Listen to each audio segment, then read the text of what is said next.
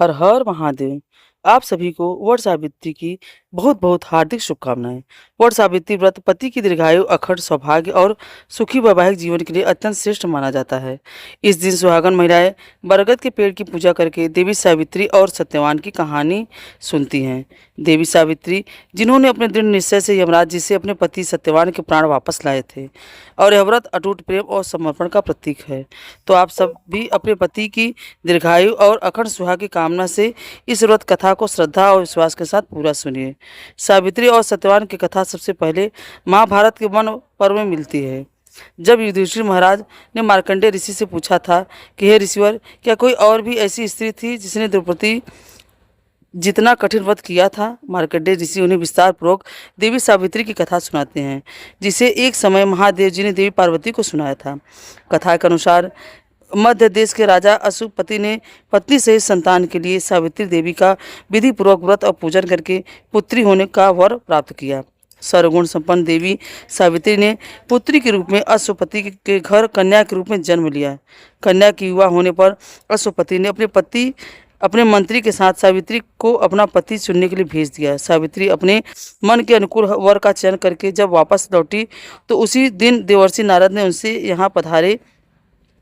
नारद जी पूछने पर सावित्री ने कहा, महाराज, दुमत सेन के पुत्र सत्यवान की कीर्ति सुनकर मैंने उन्हें पति के रूप में वरण किया है। नारद जी ने सत्यवान और सावित्री के ग्रहों की गणना करके अशुपति को बधाई दी और सत्यवान के गुणों की भूरी भरी प्रशंसा की, और साथ यह भी बताया कि सावित्री के 12 वर्ष की आयु होने पर सत्यवान की मृत्यु हो जाएगी।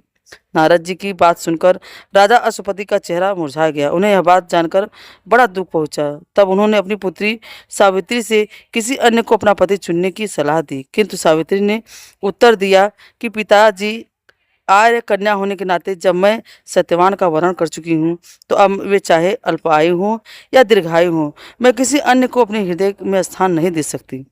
देवी सावित्री ने नारद जी से सत्यवान की मृत्यु का समय ज्ञात कर लिया। कुछ समय के बाद सत्यवान और सावित्री का विवाह हो गया। अब सावित्री अपने सास ससुर और पति के साथ जंगल में रहने लगी। नारद जी द्वारा बताए हुए दिन से 3 दिन पहले से ही सावित्री ने उपवास शुरू कर दिया। नारद जी द्वारा निश्चित तिथि को जब सत्यवान लकड़ी काटने के लिए वन को चले, तो सास ससुर से आज्ञा लेकर सावित्री जी सत्यवान के साथ साथ चल पड़ी। सत्यवान वन में पहुंचकर लकड़ी काटने के लिए वृक्ष पर चढ़े, और वृक्ष पर चढ़ने के बाद उनके सिर से भयंकर पीड़ा होने लगी। सत्यवान पेड़ से किसी तरह नीचे उतरे और सावित्री ने उन्हें वट के पेड़ के नीचे लिटाकर उनका सिर अपनी गोद में रख लिया। सावित्री समझ गई थी अब उनके पति की मृत्यु का समय नजदीक आ पहुंचा है, किंतु वे बिल्कुल भी विचलित नहीं हुई। देखते ही देखते यमराज जी ने ब्रह्मा जी से विधान के रूपरेखा को सावित्री के सामने स्पष्ट किया और सत्यवान के प्राणों को लेकर चल पड़े। कहीं कहीं पर कुछ कथाओं में ऐसा भी उल्लेख मिलता है कि वट वृक्ष के नीचे लेटे हुए सत्यवान को सांप ने डस लिया था। सावित्री सत्यवान को वट वृक्ष के ही नीचे लिटाकर यमराज के पीछे पीछे चल पड़ी। पीछे आती हुई सावित्री को यमराज ने वापस लौटा दिया आदेश दिया किंतु देवी सावित्री ने विनम्रतापूर्वक कहा कि महाराज, जहाँ पति जाते हैं वहीं पत्नी को भी जाना पड़ चाहिए। यही पति धर्म है और यह मर्यादा है। ऐसा कहकर यमराज के पीछे पीछे चलने लगी। सावित्री की धर्मनिष्ठा से प्रसन्न होकर यमराज बोले कि पति के प्राणों के अलावा कुछ भी मांग लो। सावित्री ने यमराज से अपने ससुर की आंखों की ज्योति और दीर्घायु मांगी। यमराज तथास्तु कहकर आगे बढ़ गए। सावित्री फिर भी यमराज जी का पीछा करती रही और उनके पीछे पीछे चलती रही।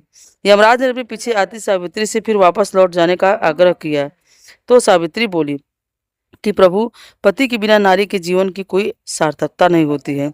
यमराज जी ने अब की बार भी सावित्री को पतिव्रत धर्म से खुश होकर फिर से वरदान मांगने को कहा। इस बार उन्होंने अपने ससुर का खोया हुआ राज्य वापस दिलाने की प्रार्थना की। तब तथास्तु कहकर यमराज जी आगे बढ़ चले। सावित्री अब भी यमराज के पीछे पीछे चलती रही। इस बार सावित्री ने यमराज जी से 100 पुत्रों की मां बनने का वरदान मांगा। पहले की तरह ही तथास्तु कहकर जैसे ही यमराज जी आगे बढ़े, सावित्री हाथ जोड़कर खड़ी हो गई और कहने लगी, प्रभु, अभी भी आपने मुझे 100 पुत्रों की मां होने का आशीर्वाद दिया है, किंतु पति के बिना मैं माँ किस प्रकार बन सकती हूँ। अपना यह तीसरा वरदान पूरा कीजिए। तब सावित्री के धर्मनिष्ठा, ज्ञान और विवेक और पतिव्रता धर्म की बात जानकर यमराज जी ने सत्यवान के प्राणों को अपने पास से स्वतंत्र कर दिया। सावित्री सत्यवान के प्राणों को लेकर वटवृक्ष के नीचे पहुंच गई और जहां सत्यवान का मृतक शरीर रखा हुआ था, सावित्री वटवृक्ष की परिक्रमा की तो सत्यवान जीवित हो उठे। तब सावित्री ने अपने पति सत्यवान के साथ अपने सास ससुर के पास पहुंची। थोड़े नेत्र ज्योति मिल गई। इसके बाद उनका खोया हुआ राज्य भी मिल गया। आगे चलकर सावित्री 100 पुत्रों की मां बनी। इस प्रकार चारों दिशाओं में सावित्री के पति धर्म पालन की कीर्ति से गूंज उठी। तभी से वट सावित्री व्रत रखने की परंपरा चल रही। यह थी आज की वीडियो। तो आपको यह कथा कैसी लगी? अगर आपको यह कथा अच्छी लगी हो तो कमेंट में हमें ज़रूर बताएं। अगर आप हमारे चैनल पर नए हैं तो प्लीज़ हमें लाइक और सब्सक्राइब जरूर करें। हर हर महादेव।